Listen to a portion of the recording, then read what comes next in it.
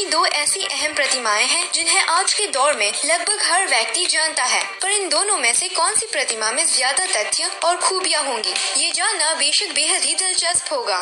तो आज के इस वीडियो में हम भारत की स्टैच्यू ऑफ यूनिटी को यूनाइटेड स्टेट्स ऑफ अमेरिका की स्टैच्यू ऑफ लिबर्टी से कंपेयर करेंगे। इस वीडियो का पूरा लाभ लेने के लिए आखिर तक जरूर बने रहिए। मैं हूं आपकी होस्ट और दोस्त नताशा और आप देख रहे हैं इंडिया टॉप फैक्ट्स। नंबर 1, अगर बात करें प्रतिमाओं के निर्माण की, तो यूनाइटेड स्टेट ऑफ अमेरिका की स्टैच्यू ऑफ लिबर्टी के ज्यादातर पार्ट्स फ्रांस में बनाए गए थे और इस स्टैच्यू के नीचे का हिस्सा यानी पेडेस्टल पूरी तरह से अमेरिका में बना था। वर्तमान में statue of liberty New York city के लिबर्टी आइलैंड पर स्थित है। वहीं स्टैच्यू ऑफ यूनिटी का निर्माण पूरी तरह से हिंदुस्तान के गुजरात में ही हुआ था। आज स्टैच्यू ऑफ यूनिटी गुजरात की केवडिया कॉलोनी में नर्मदा नदी पर स्थित है, जो सरदार सरोवर डैम के करीब है। नंबर 2, हर प्रतिमा को बनाने के पीछे कुछ न कुछ कारण जरूर होते हैं, तो आइए जानते हैं इन दोनों प्रतिमाओं के निर्माण का कारण। स्टैच्यू ऑफ लिबर्टी फ्रांस में बनाई गई थी। ये स्टैच्यू फ्रांस के लोगों की तरफ से अमेरिकन को तोहफे के तौर पर दिया गया था। ये स्टैच्यू अमेरिका की इंडिपेंडेंस, फ्रीडम और डेमोक्रेसी को रिप्रेजेंट करता है। हिंदुस्तान के लीडर और साहसी लीडर सरदार वल्लभ भाई पटेल जी की याद में गुजरात में द स्टैच्यू ऑफ यूनिटी का निर्माण किया गया है। सरदार वल्लभ भाई पटेल जी ने 552 राज्यों को मजबूती से जोड़कर सिंगल यूनियन ऑफ इंडिया को फॉर्म किया था। इसीलिए ये प्रतिमा एकता का प्रतीक है। यानी इस प्रतिमा के नाम से ही आप समझ सकते हैं कि द स्टैच्यू ऑफ यूनिटी को रिप्रेजेंट करती है। नंबर 3, स्टैच्यू ऑफ लिबर्टी के कंस्ट्रक्शन की शुरुआत फ्रांस में साल 1876 में हुई थी, जिसके बाद साल 1884 में इसका कंस्ट्रक्शन कंप्लीट कर दिया गया और 1885 में इसे अमेरिका को गिफ्ट किया गया। इस प्रतिमा को रोमन गॉडेस ऑफ फ्रीडम से प्रेरणा लेते हुए बनाया गया था।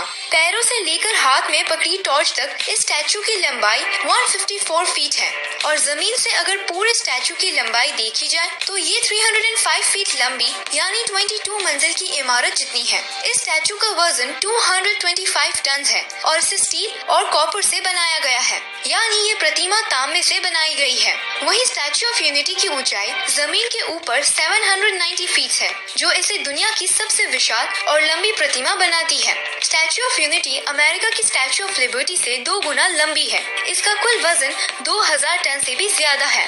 नंबर 4, अमेरिका की स्टैच्यू ऑफ लिबर्टी आज से 135 साल पहले बनाई गई थी। इसीलिए ये बताना मुश्किल है कि इसमें कितने वर्कर्स का इस्तेमाल किया गया था, पर रिपोर्ट्स के अनुसार इसे बनाने में हजारों लोगों ने भाग लिया था। वहीं अगर बात करें स्टैच्यू ऑफ यूनिटी की, तो इस महाकाय प्रतिमा को बनाने के लिए 3000 से भी ज्यादा वर्कर्स और 250 इंजीनियर्स की मदद ली गई थी और इसके आखिरी काम को सफाई से चाइना के वर्कर्स ने पूरा किया था। नंबर 5, अगर बात करें बजट की, तो अमेरिका की स्टैच्यू ऑफ लिबर्टी को बनाने के लिए उस वक्त यानी आज से 145 साल पहले 2 मिलियन फ्रैंक्स यानी 4 लाख यूएस डॉलर्स का इस्तेमाल किया गया था। वहीं हिंदुस्तान की स्टैच्यू ऑफ यूनिटी को बनाने के लिए साल 2018 में 3000 करोड़ की भारी लागत लगी थी। नंबर 6, चलिए अब इन प्रतिमाओं के तथ्य और खूबियों की बात करते हैं। अमेरिका की स्टैच्यू ऑफ लिबर्टी पूरी तरह से स्टील और तांबे की बनी है।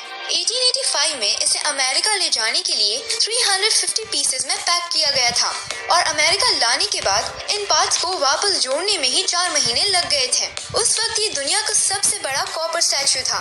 साल 1986 में इस प्रतिमा के हाथ में पकड़ी टॉर्च टूट गई थी, जिसके बाद इसे वापस बनाते वक्त इस पर बड़े ही ध्यान के साथ 24 कैरेट गोल्ड की पतली चद्दर चढ़ाई गई थी। इस स्टैच्यू के क्राउन पर 7 रेज बनी है, जो 7 कॉन्टिनेंट्स और 7 ओशंस को रिप्रेजेंट करती है। इन 7 रेज में हर एक रेज की लंबाई 9 फीट है। स्टैच्यू ऑफ लिबर्टी में 27.22 टन कॉपर का इस्तेमाल किया गया था।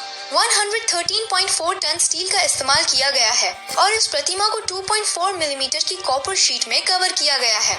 इस प्रतिमा के शूज का साइज 879 है। इसे बनाते वक्त 300 अलग अलग हथौड़ों का इस्तेमाल किया गया था। इस प्रतिमा के पैरों में टूटी जंजीर फ्रीडम को रिप्रेजेंट करती है।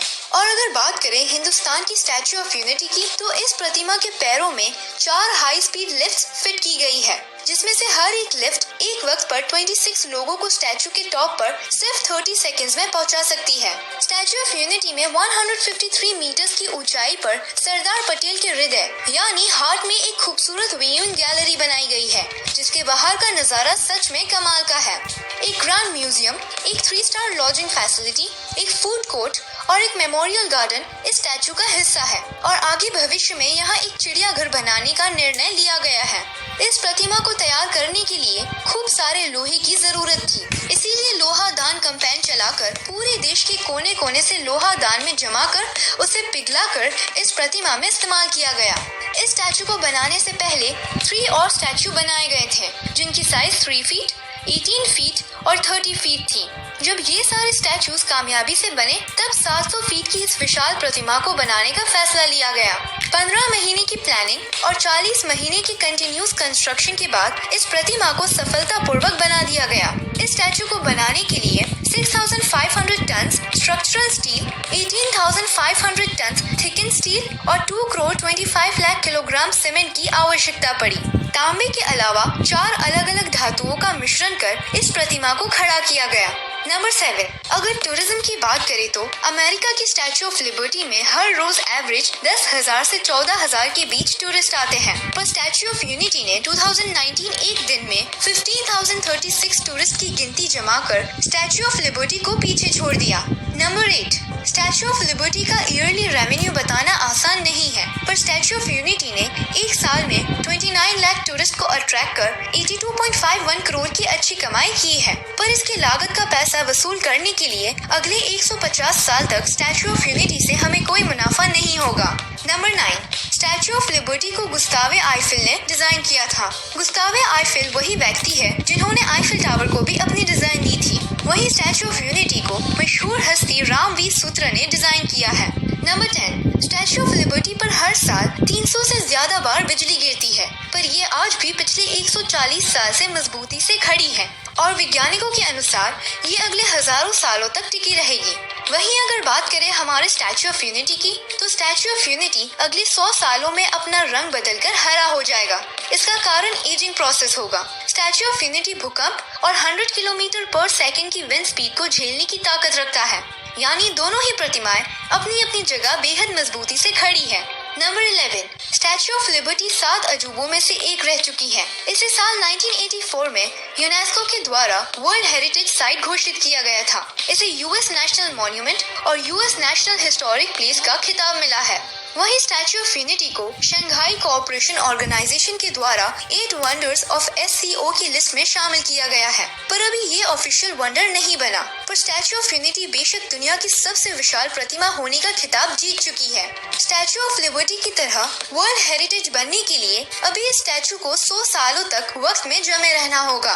नंबर 12, अब कुछ लोगों का सवाल ये भी होगा कि इनमें से कौन सा स्टैचू स्पेस से भी नजर आता है। तो अमेरिका की स्टैचू ऑफ लिबर्टी इतनी भी विशाल नहीं है कि उसे स्पेस में से देखा जाए, पर उसे 2 गुना बड़ी दुनिया की सबसे विशाल 3000 करोड़ की लागत से बनी प्रतिमा स्टैचू ऑफ यूनिटी को स्पेस से देखा जा सकता है। इस बात को 2019 में एक सैटेलाइट इमेज से कंफर्म किया गया था। तो ये थे इन दोनों स्टैचू से जुड़े कुछ जबरदस्त फैक्ट्स और एक अनबायस्ड कंपैरिजन। आपको अगला कंपैरिजन किस टॉपिक पर देखना है, यह हमें कमेंट में जरूर बताएं। आपको कौन सी प्रतिमा अच्छी लगी, स्टैचू ऑफ यूनिटी या फिर स्टैचू